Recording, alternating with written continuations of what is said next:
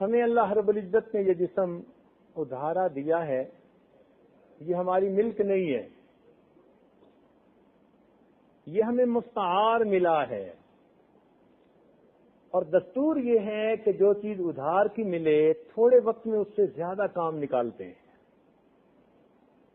ہم اپنے اس جسم سے جتنی محنت کر سکتے ہیں، عبادت کر سکتے ہیں، اتنی کرنے کی کوشش کریں۔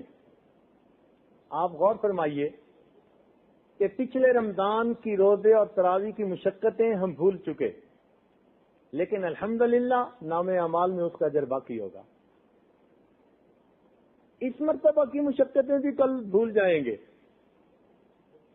لیکن اعمال کا اجر پھر سلامت رہے گا۔ تو اس جسم کو جتنا انسان خیر کے لیے استعمال کر سکے اتنا کرے۔ جیسے بچے کو بہلا پھسلا کے کام نکال لیتے ہیں، اس جسم کو بھی بہلا پھسلا کے عبادت کر لیجیے۔ ہمارے اکابر نے اتنی محنت کی کہ ایک بزرگ جن کی عمر 70 سال سے اوپر تھی، ان کے بارے میں لکھا ہے کہ وہ روزانہ 70 طواف کیا کرتے تھے۔ ہر طواف کے 7 چکر، تو 490 چکر تو یہ ہو گئے، اور ہر طواف کی 2 رکعت نفل واجب الطواف، تو 140 رکعت یہ ہو گئی۔ اب سوچیں ہم کبھی اگر 50 رکعت پڑھیں تو ہمارے تو گھٹنے ہی جواب دے دیں۔ وہ 140 رکعت تو یہ پڑھتے تھے، اور 490 چکر۔ علماء نے لکھا کہ قریب ترین چکر کا فاصلہ کا اندازہ لگایا جائے تو 13 کلومیٹر کے قریب بنتا ہے۔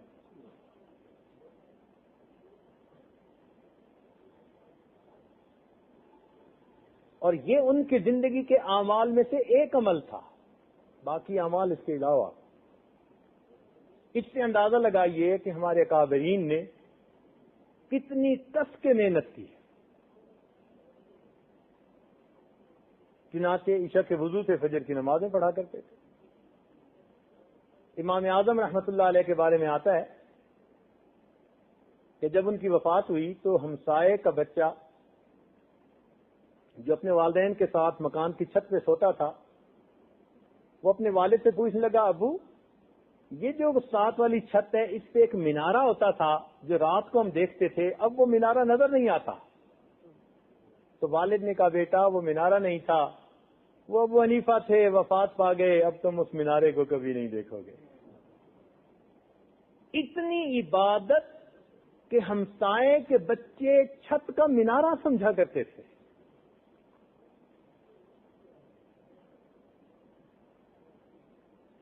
رابعہ بصریہ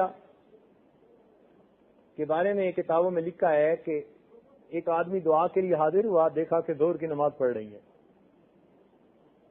کہنے لگا تھوڑی دیر بعد آؤں گا، اتنے میں اثر ہو گئی۔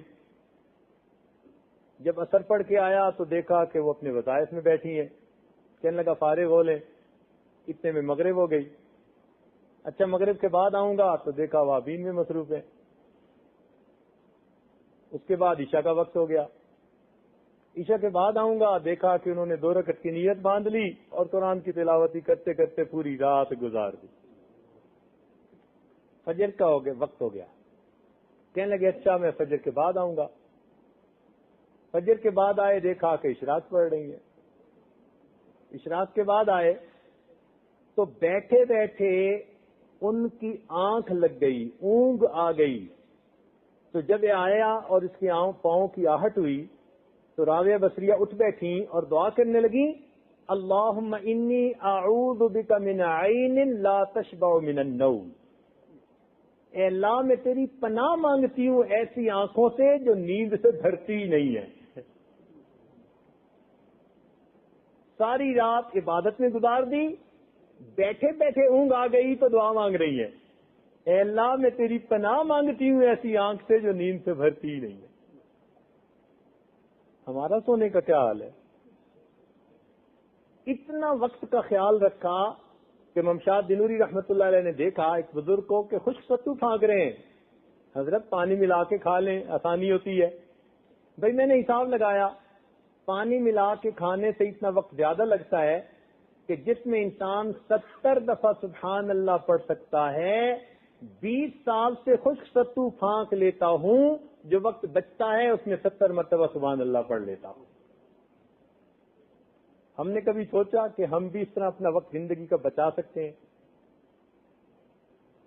امام راضی رحمۃ اللہ علیہ فرماتے تھے واللہ انی اتعصب، اللہ کی قسم مجھے افسوس ہوتا ہے اس وقت پر جو میرا کھانے میں گزر جاتا ہے کہ اس وقت میں میں کتاب کا مطالعہ نہیں کر سکتا۔ کھانے کے وقت پر افسوس ہوتا تھا۔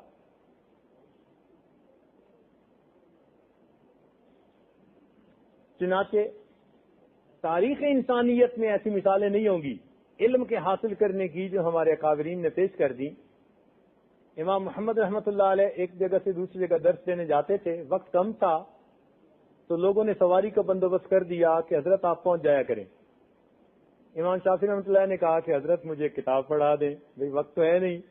حضرت جب آپ سواری پہ سوار ہو کے یہاں سے وہاں جاتے ہیں نا تو آپ سواری پہ بیٹھ کر درس دینا شروع کر دیا کریں، میں سواری کے ساتھ دوڑتا بھی رہوں گا اور آپ سے کتاب کا مطالعہ بھی کرتا رہوں گا۔ آپ بتائیے کہ تاریخ انسانیت میں ایسی مثال مل سکتی ہے علم طلب کرنے کی؟ مولانا یحییٰ رحمۃ اللہ علیہ، حضرت شیخ الحدیث رحمۃ اللہ کے والد گرامی، دل میں تمنا پیدا ہوئی کہ گنا چوسوں۔ کہنے لگے کبھی فارغ ہو کے دھوپ میں بیٹھ کے چوسیں گے۔ 20 سال گزر گئے، دھوپ میں بیٹھ کر گنا چوسنے کی فرصت نہ ملی، ایسی زندگی گزار گئی۔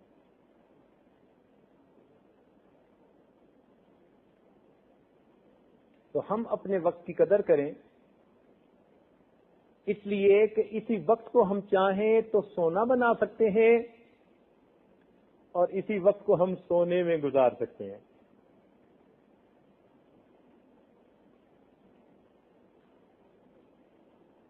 جو باتیں کہی جائیں ان کو دل کے کانوں سے سنیں۔ عام طور پہ انسان ایک کان سے سنتا ہے، دوسرے سے نکال دیتا ہے، یا سن کے محسوس کرتا ہے کہ مجھے یاد ہو گئی اور 24 گھنٹے بھی یاد نہیں رہتی۔ ایسے احباب کے جو بات جلدی بھولتے ہوں، بہتر ہے کہ وہ کچھ کاغذ پہ ہنٹس لکھ لیا کریں،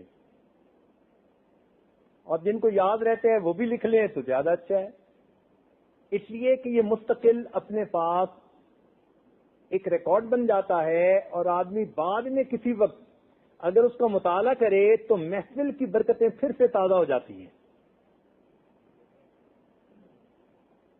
ہم نے اپنے مشائخ کی خدمت میں کتنے علماء کو یہ کام کرتے دیکھا، کاغذ قلم ان کے پاس، جب بھی کوئی بات شیخ سے سنتے اس کو قلم بند کرتے۔ یہ قلم بند کرنا ایک بہت اچھی عادت ہے، بہت قیمتی قیمتی باتیں ہم نے سنی ہوتی ہیں مگر محفوظ نہ کر سکنے کی وجہ سے ہم ان کو بھول کر محروم ہو چکے ہوتے ہیں۔ اور پھر یہ کتابیں باتیں کچھ ایسی بھی ہوتی ہیں جو کتابوں سے نہیں ملتی، وہ سینوں سے سینوں میں منتقل ہوتی ہیں اور انسان کو سننے میں مل جاتی ہیں۔ یہ صحبتی علم ہوتا ہے، اور پھر اس کے کہنے والے بھی دنیا سے چلے جاتے ہیں۔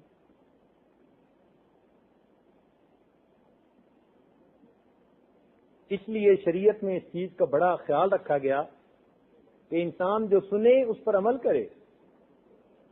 حیران ہوتے ہیں کہ نبی علیہ السلام نے صحابہ کرام سے بیعت لی، اسمعوا و اطیعوا، تم جو سنو گے اس کی اطاعت کرو گے۔